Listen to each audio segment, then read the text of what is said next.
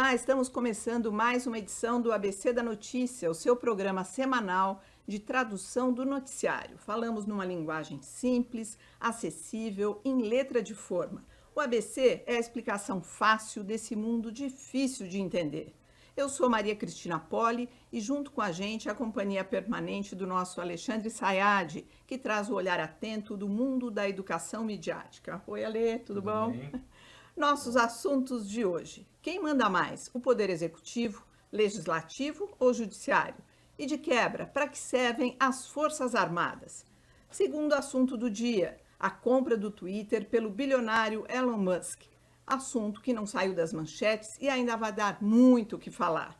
Nossos convidados de hoje, o cientista político e colunista da Band News FM, Fernando Schiller, e aqui no estúdio, o especialista em tecnologia, Warrison Lacerda, do Olhar Digital e também colunista da Band News FM. Sejam bem-vindos, obrigada pela presença. Já faz algum tempo que a gente acompanha aí um certo cabo de guerra entre os poderes. A democracia no Brasil, inspirada aí numa teoria lá do século XVIII, diz que para um governo funcionar bem, não ser tirano, é importante 3 poderes independentes. O executivo, representado pelo presidente da República, cuja função primordial é administrar dentro da lei.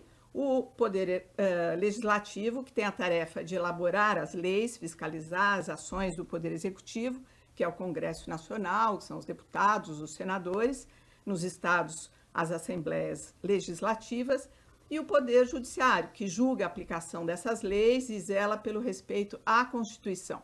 Tem vários tribunais e o Supremo Tribunal, que é o STF, que a gente tem ouvido tanto nesses últimos dias, é o topo, a instância máxima.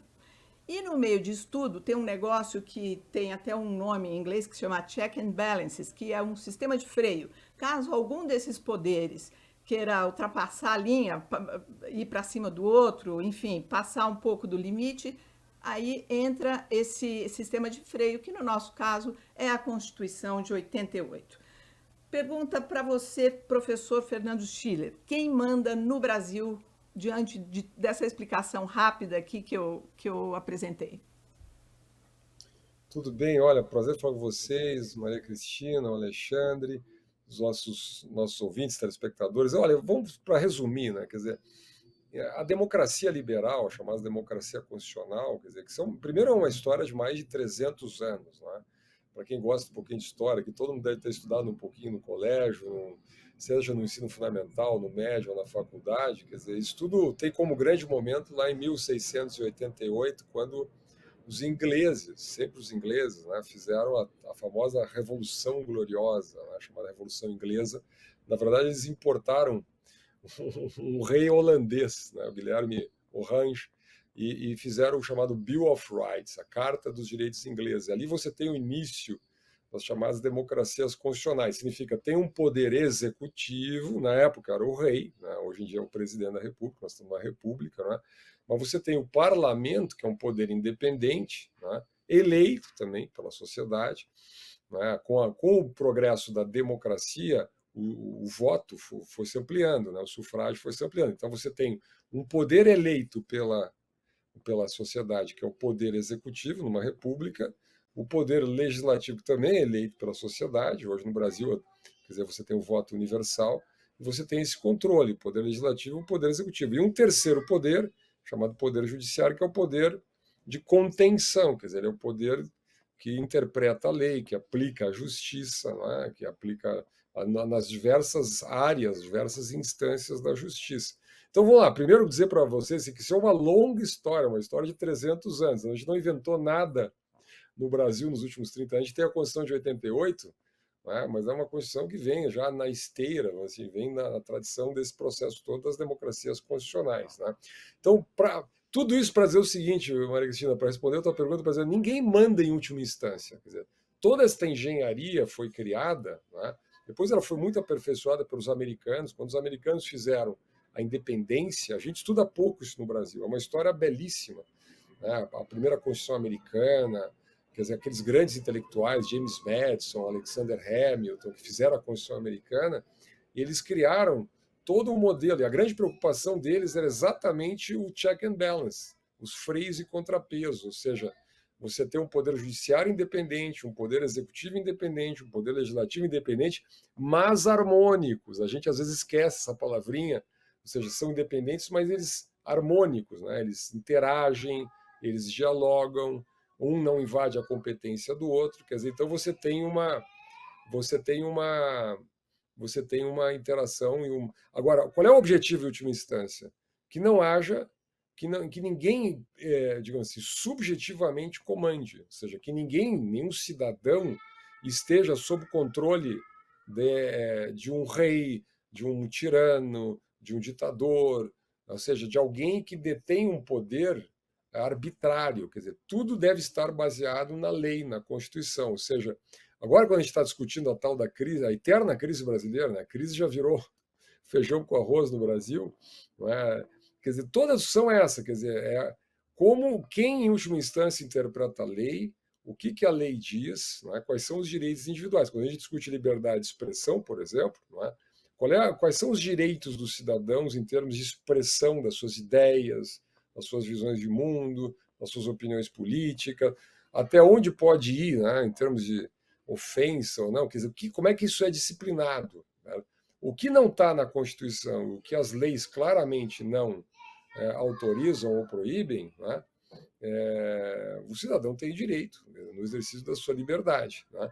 Então, eu diria assim, para sintetizar, essa estrutura de divisão de poderes é fruto de uma sabedoria moderna, de muitos autores, de muita história, eu diria até de muito derramamento de sangue, se derramou muito sangue, muita guerra antes para se chegar nessa conclusão de que para pacificar uma sociedade onde as pessoas pensam diferente, você teria que ter exatamente essa estrutura institucional de freios e contrapesos.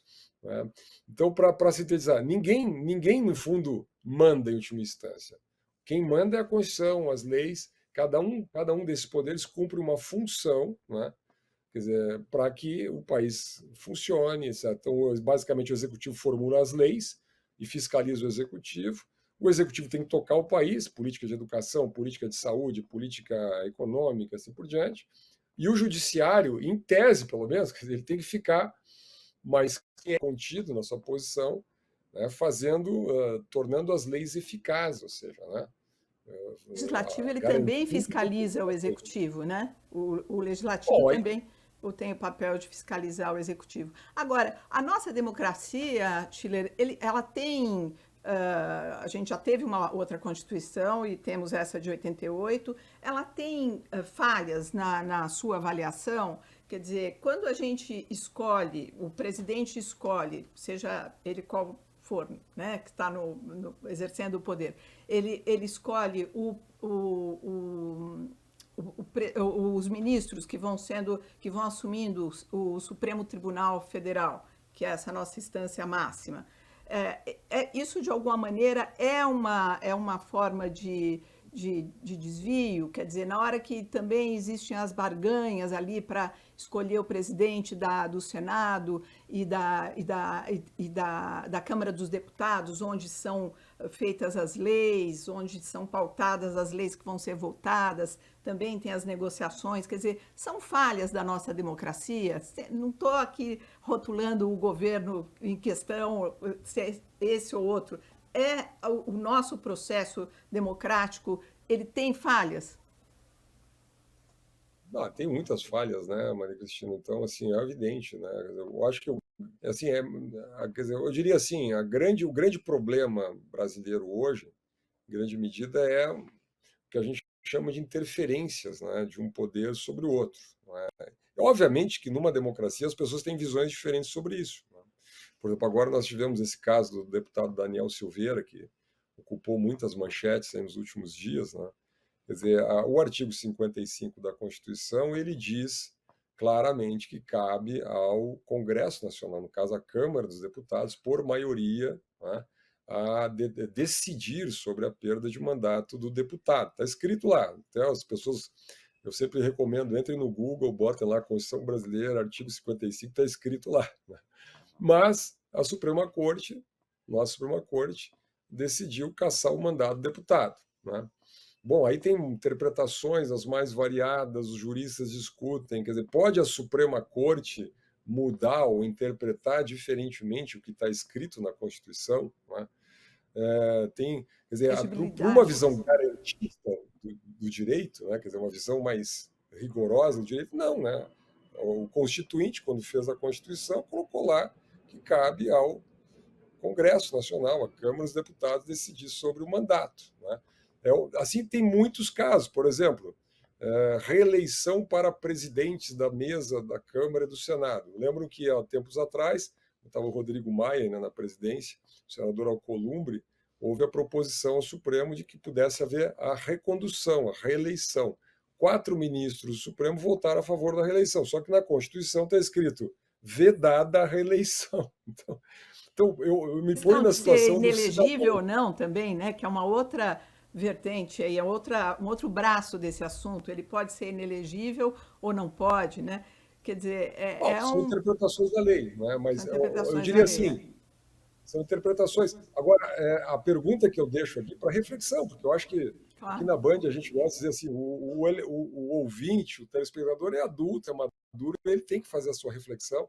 O cidadão, e é bom na democracia que isso aconteça. Então, eu não sou dono da verdade, ninguém é dono da verdade. Mas vamos lá, se está escrito na Constituição que não pode ter reeleição, está escrito na Constituição que o mandato tem que ser decidido pela Câmara, será que isso pode ser mudado? Será que a Suprema Corte está acima da própria Constituição?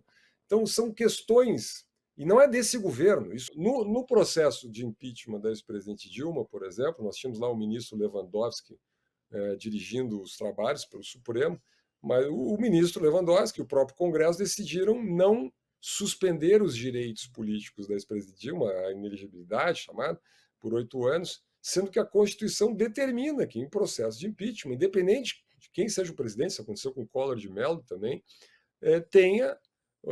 não possa ocupar funções públicas por 8 anos. Né? Então, o cidadão, eu me ponho de novo, Maria Cristina, no lugar do cidadão, quer dizer, como é que o cidadão pensa isso? Tem uma lei, a lei está decidida, está escrito na Constituição, é a Constituição cidadã, lembra como o ministro, aliás, o Ulisses Guimarães, né, ex-presidente da Câmara, falava, e não é cumprido. Então, nós temos problema, assim, na democracia brasileira. Na minha opinião, o grande problema é que a gente, às vezes, não leva a própria Constituição suficientemente a sério. Nosso livro máximo das leis. Agora, a gente falou aí dos 3 poderes e tem um outro braço nesse universo do nosso Brasil, que é as Forças Armadas, que também teve aí no olho do furacão do noticiário essa semana.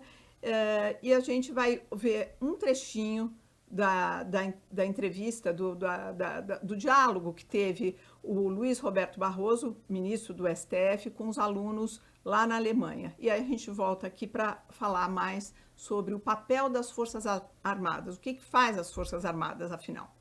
Portanto, é preciso ter atenção para esse retrocesso cucaracha de voltar à tradição latino-americana de botar exército envolvido com política. É uma péssima mistura para a democracia, é uma péssima mistura para as Forças Armadas, e eu tenho fé de que as lideranças militares saberão conter esse risco de contaminação indesejável que levaram à ruína da Venezuela. O que aconteceu na Venezuela, jogar as Forças Armadas no varejo da política e contaminá-las com todas as vicissitudes do varejo da política, da corrupção ao empreguismo, e hoje a Venezuela é uma ruína, é um desastre humanitário. Olha, eu quero só chamar a atenção que esse é um trecho do depoimento do ministro com os alunos lá na Alemanha. Foi um depoimento longo, eu vi aí o noticiário ao longo da semana, aqui na Band, em outros veículos, e cada um pega um trecho e os debates são variados, e o nosso aqui, eu só estou chamando a atenção para isso, a gente nem vai entrar na questão do que disse ou não o ministro, porque aqui a nossa questão é o que faz as Forças Armadas, mas eu só quero fazer esse alerta, que dentro do universo da educação midiática é isso, a gente tem que ficar tomando cuidado com o trecho que você pega para não sair interpretando, certo, professor Alexandre? Não, certo, não sou professor, mas está certo. Então, as Forças Armadas, pelo que eu fui lá, fui boa aluna, fui lá ver na Constituição, as Forças Armadas não é um organismo independente. Ela está ali a serviço, ela é uma prestadora de serviço para os poderes. Não é isso, professor Schiller? Ela está a serviço claro.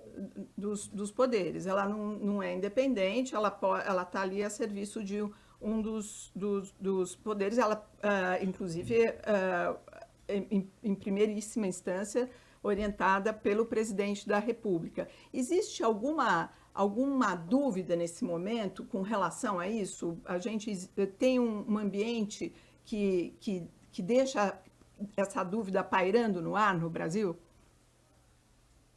Olha, eu acho que foi interessante colocar esse trecho do ministro Barroso, pessoa pelo qual eu tenho o maior respeito e admiração pelo seu trabalho, pela sua inteligência, mas é um exemplo, na minha visão, do que o ministro da Suprema Corte não deve fazer, quer dizer, que é uma afirmação política, não é? Uma afirmação, primeiro uma suspeita, joga uma suspeita no ar sobre uma instituição extremamente respeitável no Brasil, que são as Forças Armadas. Acho que as Forças Armadas brasileiras cometeram muitos erros no ano passado, 64, por exemplo, foi, na minha visão, um grande erro, né? Para dizer o mínimo, quando se terminou com a democracia no Brasil no golpe militar. Mas vamos lá, no processo todo pós-redemocratização, quer dizer, as Forças Armadas vêm desempenhando um papel muito importante na vida brasileira, né? Então, jogar uma suspeita como essa de que as Forças Armadas estão sendo instrumentalizadas, eu acho muito equivocado. Isso acaba abalando exatamente esse equilíbrio dos poderes, esta frieza, essa distância, esse cuidado que a gente tem que ter, exatamente no aspecto da harmonia entre os poderes, não é? Eu diria até um certo tipo de bom senso, porque existem valores não escritos numa república, numa democracia, né? O bom senso, o equilíbrio, são as chamadas normas sociais, como existe numa família, como existe numa empresa, como existe numa cidade. Quer dizer, nem tudo são normas escritas, existem normas de convivência, de equilíbrio, etc. Quando você faz uma acusação como essa, ainda mais sem mostrar nenhuma prova, né, nenhuma documentação de que as Forças Armadas estão sendo instrumentalizadas, eu acho muito, muito ruim para a democracia como um todo no Brasil, né? Então, assim, o Brasil é um país constitucional, as Forças Armadas, desde a redemocratização, vem se preservando o seu papel. Nós temos o Ministério da Defesa, que exatamente foi criado para fazer uma coordenação de todas as forças. Então, você não tinha, antigamente tinha um ministro do Exército, da Marinha, da Aeronáutica, você tem um ministro da Defesa, não necessariamente deve ser um general, um militar, um almirante, enfim, ele pode ser um civil, várias vezes foi um civil, não é? E as Forças Armadas hoje cumprem um papel constitucional, um papel institucional, é um papel técnico, fundamentalmente técnico, não é? Que um general ou que um militar possa ir para a reserva, não é? E ocupar uma função, por exemplo, você tem o ministro Ramos, a gente várias vezes entrevistou aqui na Band, né? Ele foi para a reserva, o ministro general Heleno, que é um ministro também lá do Palácio Planalto, que é ministro secretário da Presidência, ele também foi para a reserva. Então, um oficial pode ir para a reserva e cumprir uma função, ou ser convocado para assumir alguma posição executiva. Né? Qual que é esse papel técnico que você se refere? Bom, o papel técnico das Forças Armadas, bom, ali tem as funções constitucionais, estão na Constituição, quer dizer, a defesa da soberania nacional, a defesa territorial, quer dizer, que esse é o papel mais importante, né? Então, o Brasil é um elemento fundamental da soberania de qualquer país, você ter umas Forças Armadas estruturadas, né? Guarnecer fronteiras, quer dizer, e ela tem também, cumpre uma função institucional no país, né? De preservação, garantia do funcionamento dos poderes, em última instância, quer dizer, o fato de que o Estado, como dizia o Max Weber, um dos grandes teóricos modernos da política, do Estado moderno, ele dizia assim, quer dizer, o Estado detém o monopólio do uso legítimo da violência, né? Então, quer dizer, para a segurança interna, segurança pública, nas ruas, nas nossas cidades, para combater o crime, tem as polícias militares, né? Mas para funções que dizem respeito à soberania nacional, o próprio funcionamento das instituições, etc., as Forças Armadas, né? Elas têm esse papel, isso está muito bem, claramente tipificado na Constituição. E você não tem, desde a redemocratização brasileira, desde a Constituição de 88, as Forças Armadas têm se mantido. Obviamente tem debates sobre isso, né? Debates, e eu acho até ruim que a gente debata tanto esse assunto, né? Porque às vezes se confunde a presença de pessoas oriundas, profissionais oriundos das Forças Armadas ocupando funções aqui e ali, né? Com a instituição das Forças Armadas. Olha, só para dar um caso, né, aqui, quando nós entrevistamos o general Ramos, que é ministro de Estado, foi ministro da Casa Civil aqui na Band, eu perguntei para ele, ministro, como é que é essa questão? O senhor deixa de ser um general da ativa, passa a reserva, o senhor continua com contato? Ele disse, olha, não tenho mais contato institucional, a não ser contato institucional com o ministro de Estado. Né? Mas ele até brincou comigo, nem do WhatsApp, do grupo do WhatsApp dos generais, eu fui tirado do grupo, porque eu tô fora, eu participo de um outro poder, né? Então eu sou um militar da reserva que cumpre uma função institucional num outro poder. Né? Então eu acho que isso o Brasil vem preservando. Lembrando só que os militares também nos desastres naturais são eles que se enterram no meio da lama, eles vão para missão de paz, enfim, é porque nos últimos tempos os militares acabaram também se confundindo aí em alguns papéis e acabou mexendo um pouco com a imagem dos militares. Mas eu concordo com você que eles têm uma imagem a ser preservada que está lá na Constituição de novo. Agora é a hora de falar sobre a compra da rede social Twitter pelo bilionário Elon Musk e o que isso tem a ver com eleições, liberdade de expressão e muito mais. Eu gostaria então, para começar, de fazer uma rodada rápida de primeira impressão sobre esse negócio e esse novo dono. O Twitter sempre foi um lugar infestado aí de robôs e contas falsas, e o Elon Musk diz que vai mudar essas regras de moderação, com a autenticação de usuários, etc. Vocês, assim, bem bate-pronto essa pergunta, e depois a gente se aprofunda. Vocês estão otimistas com o pouco que vocês ouviram ele falar? Watson, começando por você, que você é convidado. Não muito otimista, viu, Maria Cristina, porque a verdade é que os planos do Elon Musk ainda não estão muito claros. Eu acho que, na verdade, nem ele mesmo tem toda essa clareza para dizer se ele vai ser capaz mesmo de melhorar esse ambiente, que hoje é um ambiente tóxico, como você mesma disse, né? O Twitter hoje é um ambiente tóxico e não dá para ter certeza se esse ambiente vai evoluir positivamente a partir do momento em que o Elon Musk tomar posse definitivamente do Twitter, né? Que é bom a gente lembrar. Isso só vai acontecer lá para o final do ano, né? Não mudou nada por enquanto no Twitter. Alexandre Sayad. A primeiro movimento assim na história de um grande empresário que adquiriu um veículo de comunicação, talvez de uma área que não fosse a dele, foi quando Bezos comprou o Washington Post. Foi muito marcado. O Jeff Bezos comprou o jornal Washington Post, né? Porque quem é o Jeff Bezos? Ele com a Amazon na mão, né? Com toda o grande mascate digital que a gente tinha aí né? nas redes, de repente adquire uma empresa de informação, né? Ele tinha lá um olhar de distribuição mesmo, em cima da informação, né? Agora, o Elon Musk, ele vem com uma retórica, Cristina, que é já há um tempo, que aproveitando até a presença do Fernando aqui é interessante, ele se diz um absolutista da liberdade de expressão, né? O que, pelo próprio conceito de liberdade de expressão, enquanto um direito universal, que nasce lá na Carta das Nações Unidas em 47, 48, e não é um direito absoluto. Né? E ele se coloca, ele quase é um pregador do caos nesse sentido. O que é o absolutismo? A liberdade de expressão termina quando esbarra em outros direitos, né? Ou seja, o racismo, o crime de ódio, isso tudo não justifica a sua liberdade de se expressar. Quer dizer, a partir daí você comete um outro crime invadindo um outro campo de direito humano, né? Digamos assim. De ferir de ter uma questão de ofensa ou de ferir outra pessoa.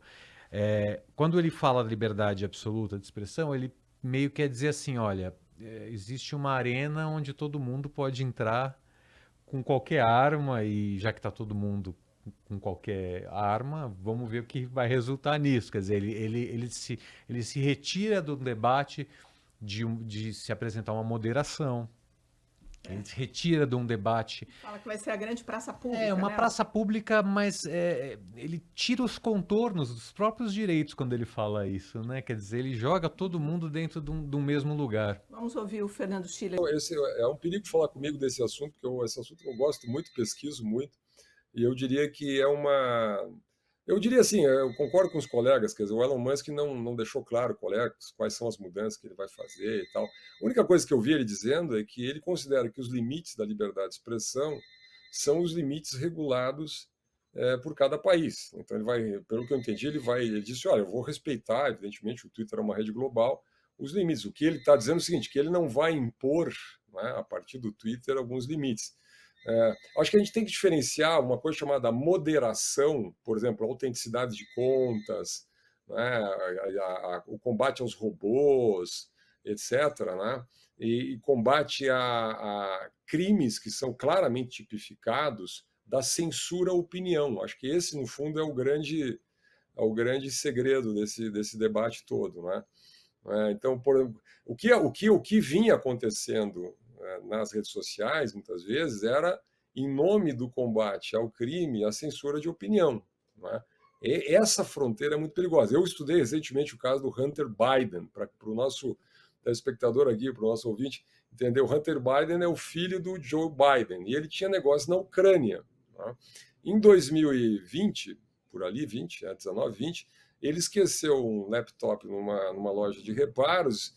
Enfim, o dono da loja revelou esses e-mails, acabou virando uma matéria no New York Post, um jornal americano, e o Twitter e o Facebook resolveram diminuir ou encolher ou evitar, impedir a difusão daquela matéria. Então imagina o seguinte, sai uma matéria no jornal, era antes das eleições americanas, poderia prejudicar eventualmente a campanha do Joe Biden, né, que está disputando contra o Trump.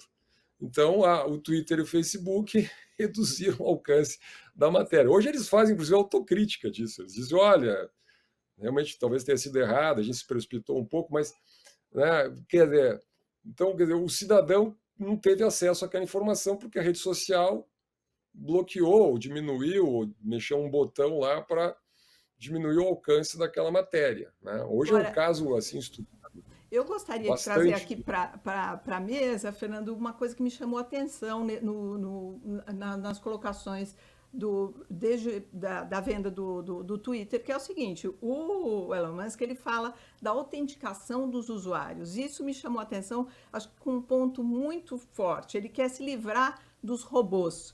E isso, para mim, assim, como observadora, né, como consumidora de notícias, é uma coisa muito importante, porque quando você certifica, você aumenta o ambiente de credibilidade. Por quê? Você acaba com os robôs e você fala, você quer falar, você quer dizer o que pensa e tal, você pode, mas você se identifica, você diz quem você é.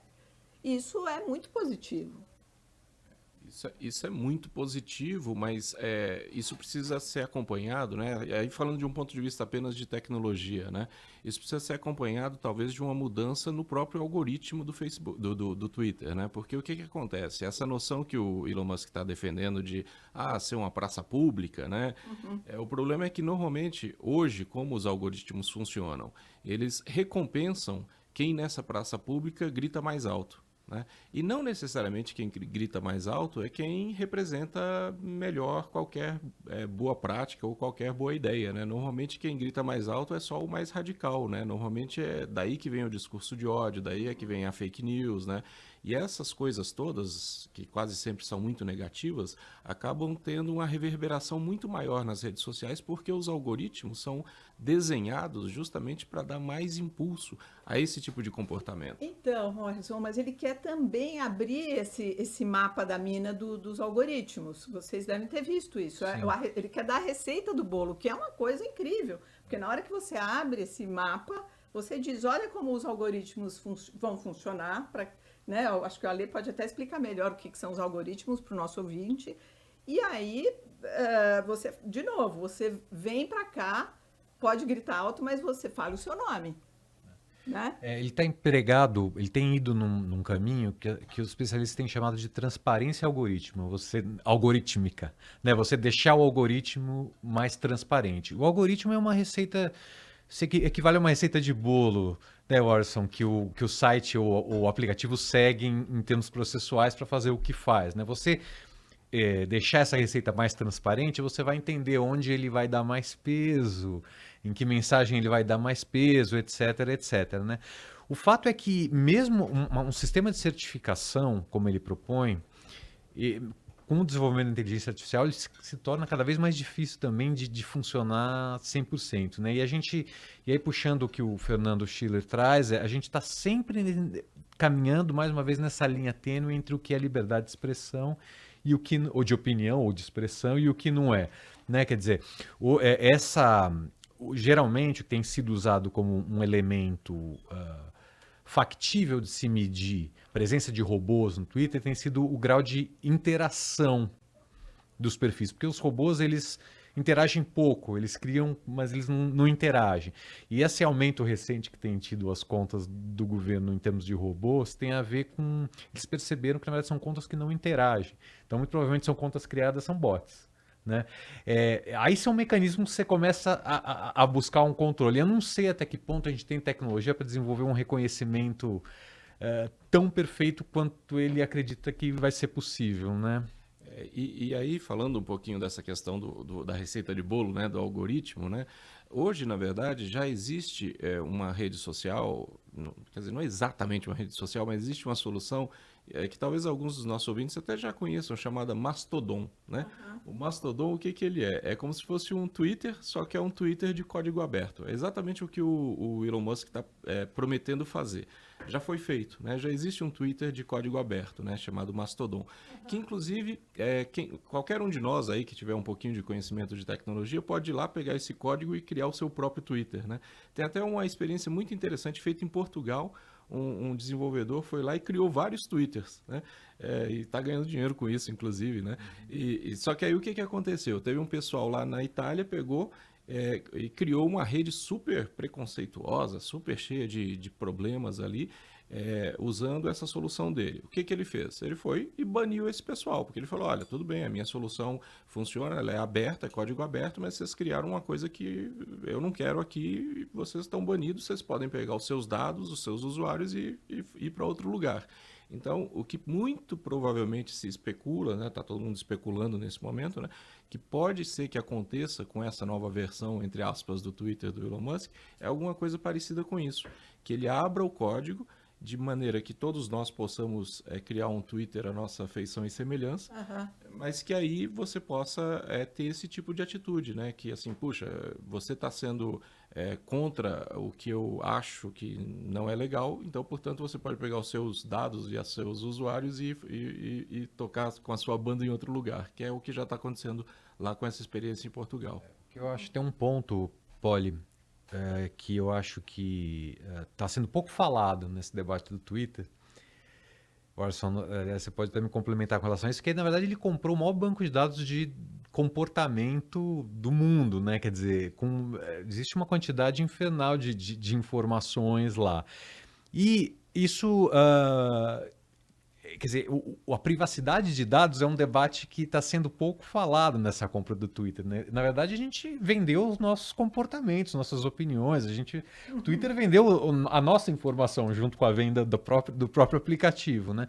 E há uma tendência nesse caminho que o Orson trouxe de aplicativos também que sejam descentralizados em termos de informação.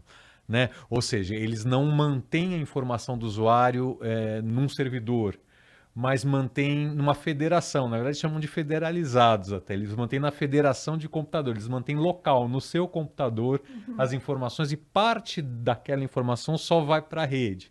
Esse é um caminho alternativo e todas as redes sociais de hoje já têm espelhadas redes semelhantes federalizadas. Então você já tem você tem um Facebook federalizado, você tem, que são concorrentes, que armazenam os dados de maneira diferente, para que não sejam compartilhados com big techs ou com grandes companhias. Uhum. Agora, eu estava vendo que ele, com a retirada dos robôs, tem um encolhimento de 40 milhões de cliques. Quer dizer, ele tira, na medida que ele deixa de ser uma empresa de capital aberto, né, que está na bolsa de valores, que isso vale dinheiro, ele tem que prestar contas, né, de quanto que está girando e tal, ele vai perder no primeiro momento isso, né, porque ele é o único dono, só ele pode fazer isso, porque ele é o único dono. Então, ele perde esses cliques para poder dar essa nova cara para essa empresa. Mas é engraçado, o que me pegou foi essa questão da identificação, porque é uma rede social que ela tem essa característica de viver, ter esses movimentos que vivem à sombra, de movimentos que você estava dizendo, que o que grita mais alto, o agressivo, o violento. Você vê que teve, da segunda-feira, quando foi anunciada a compra, para cá, teve 65, só no Brasil foi identificado 65 mil novos bots, novos robôs, sendo que 61.262, não, foram 61.262 só de segunda-feira para cá, por isso que eles acham que são robôs. Porque, na verdade, se aproveitaram da onda toda do noticiário, né, para dizer, olha, nós estávamos sendo censurados, nós estávamos sendo perseguidos, e agora as coisas mudaram e agora nós estamos livres. Mas, na verdade, não mudou nada por enquanto, né? É importante dizer isso. Não mudou nada. O Elon Musk nem assumiu o Twitter, não mudou nada por enquanto. Levantaram a possibilidade de ser orgânico. Esse crescimento. E tudo Agora, indica que não é orgânico, que são bots mesmo. Por que vocês acham que o cofundador, né, que é o Jack Dorsey, ele festejou a venda? Quer dizer, a saída do Twitter de Wall Street. Só falando com o Schiller, se você quiser falar alguma coisa, participar, já que você está online, fica mais difícil, é só dar um sinal. Então, voltando aqui, por que vocês acham que o Jack Dorsey comemorou, o cofundador do Twitter, quer dizer, um dos inventores do Twitter? Eu tenho dois motivos. Quer dizer, ele encheu o bolso de dinheiro, até eu que sou mais boba, e o outro motivo? O primeiro quase $1 bilhão, né, que entrou na conta dele por conta dessa movimentação. O segundo é que o Jack Dorsey, de certa maneira, sempre defendeu uma visão parecida com a do Elon Musk para o Twitter. Nos primórdios, o Twitter era uma rede social que dividia a sua interface dos dados. Tentando traduzir o que é isso, né? Lá no começo, o Twitter você podia fazer o seguinte, você ia lá na sua loja de aplicativos do seu celular e baixava um aplicativo, por exemplo, chamado TweetDeck, né? O que era o TweetDeck? Era um jeito que você usava para organizar os seus tweets do jeito que você quisesse. Então, você não precisava baixar o aplicativo do Twitter. Você tinha vários outros aplicativos que você organizava o Twitter do seu jeito. O que esses aplicativos faziam? Eles iam lá no banco de dados do Twitter, liam as informações e exibiam essas informações do seu jeito. O Jack Dorsey, esse cofundador, ele sempre defendeu que o Twitter nunca deveria ter deixado de ser isso, um grande banco de dados, que foi o que o Alexandre disse, que foi isso que eles venderam, né? Um grande banco de dados com o comportamento de todos os usuários. O que o Elon Musk está dizendo, basicamente, é que talvez o Twitter volte a ser isso, um grande banco de dados dissociado, né, desconectado dessa interface. E pode ser que a partir daí o que o Elon Musk faça? Passe a vender assinaturas, por exemplo, passe a vender a possibilidade de que haja criação de outras interfaces. Então, por exemplo, se você não quiser usar o Twitter com o aplicativo do Twitter, você pode usar o Twitter com outro aplicativo. Entendi. E aí essas outras empresas talvez paguem alguma mensalidade, alguma comissão para o Twitter para isso. E essa é a mesma visão do Jack Dorsey. Entendi. Tem uma questão só, Polly, quanto você fala, a transparência, né, o accountability, que é uma coisa que você trouxe, ela tem um preço assim a ser pago, né? Quem é transparente sempre vai perder de um lado e ganhar de outro. Eu acho que sempre ganha. Então, eu acho que tirar os robôs pode ter uma perda imediata de usuários, mas num médio prazo isso pode significar mais credibilidade. Mas é claro, e pode levar o Twitter a valer mais ainda. Então, accountability é sempre um preço a ser pago. Agora, tem um ponto nisso tudo, que aliás é um assunto que eu sei que que o Schiller gosta, que é a questão das fake news, que ainda não existe a lei das fake news, né, a gente sabe, mas existem aí outras leis tipificadas como crime, né, que a gente sabe que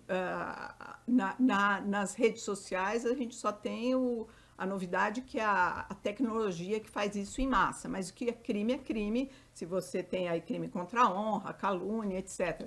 Como que vocês imaginam que isso vai rolar neste ano de eleição? O projeto de lei em si das fake news é muito complexo, muito falho hoje. Mas não existe, não vai dar tempo, a gente já discutiu isso aqui, foi feito de um jeito para não estar aplicado esse ano. Exato. Tudo bem, mas a gente tem outras leis que tipificam crimes de calúnia, racismo, homofobia, etc, etc e tal. A gente tem alguns recursos na lei que tipificam crimes, né? Que existem, né? Então, a minha pergunta é, como que vocês acham que isso vai acontecer nesse ano de eleição? Eu acho que aliado às novas redes ou esse novo universo do... Eu acho que do ponto de vista legal, né, eu nem tenho muitos elementos para falar, né? Do ponto de vista de tecnologia, que eu até sou um pouco otimista. Eu acho que assim, não vai ser bonito o cenário, porque a gente vai conviver muito, já estamos convivendo muito com essa questão das fake news, que não acabou, quer dizer, o cenário continua sendo muito ruim, as redes sociais continuam sendo um cenário, um campo tóxico, né? A gente está vendo aí enormes problemas, mas eu acho que eu sou otimista porque o cenário é menos ruim do que foi na eleição passada.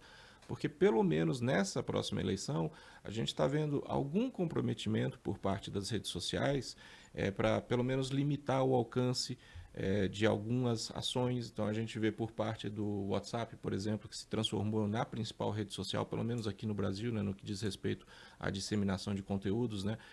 Pelo menos há alguns mecanismos colocados em ação aí para limitar o alcance de alguns posts. A gente teve recentemente aí esse posicionamento deles, que eles disseram que é por uma questão comercial de não colocar em uso as comunidades, né, que na verdade são enormes grupos, né?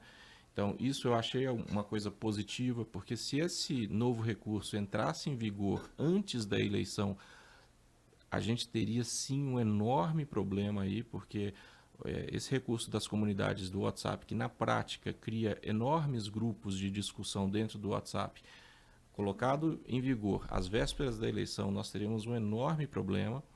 Então, eu acho que o cenário para essa eleição, ele é ruim, mas ele é menos ruim do que nós tínhamos na eleição passada, porque pelo menos as empresas têm um pouquinho de comprometimento. Schiller, você está me ouvindo? Oi, estou aqui, Maria Cristina, tudo bem?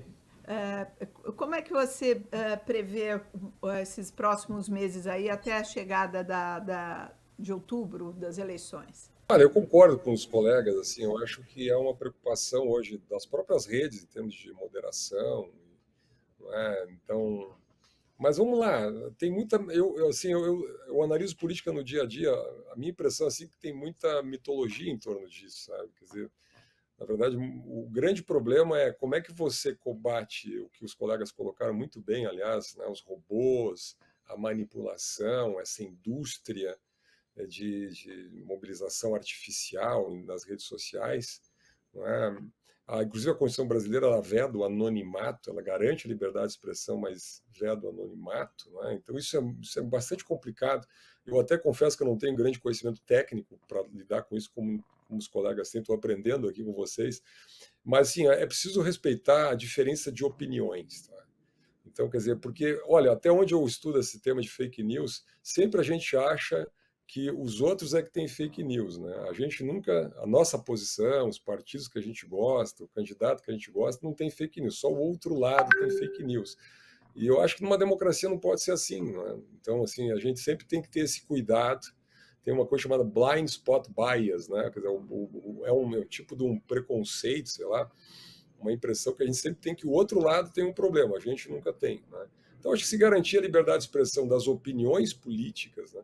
Mesmo que elas sejam exacerbadas, né? No Twitter, olha, eu até saí do Twitter, porque o Twitter é uma rede infelizmente se tornou uma rede de ódio, né? Posso dizer isso aqui. existe aquele conceito do retweet, né? O retweet. Então você pega um tweet, retweet em cima e daí você cria uma ironia, desvia ou tira de contexto e tal. Então virou uma rede. Infelizmente, eu acho que esse debate aceso, radicalizado, é característico das redes sociais. Eu acho que não vai mudar muito, né? Mas acho que vai haver um esforço maior das empresas de combater os robôs, combater a manipulação da informação, industrial da informação, que eu acho que deve ser, evidentemente, combatido. Exatamente, isso eu acho muito saudável, muito interessante.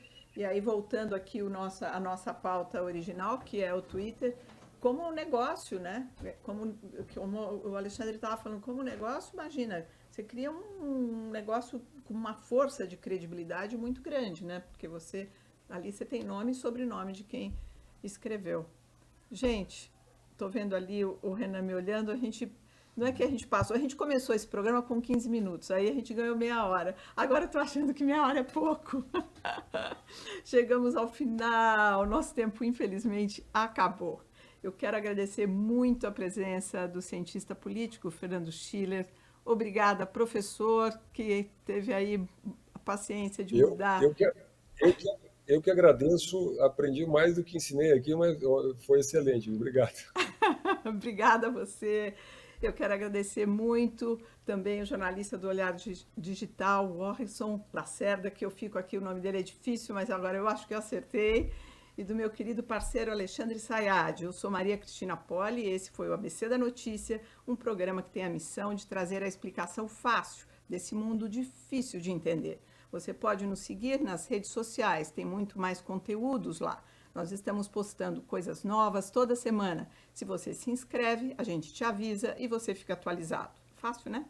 Obrigada pela presença hoje aqui. Tchau e até a próxima. Lembrando que o nosso operador de áudio aqui pela Band é o Gustavo Giovanni e a coordenação geral é do Renan Suquevicius. Obrigada a todos, até lá.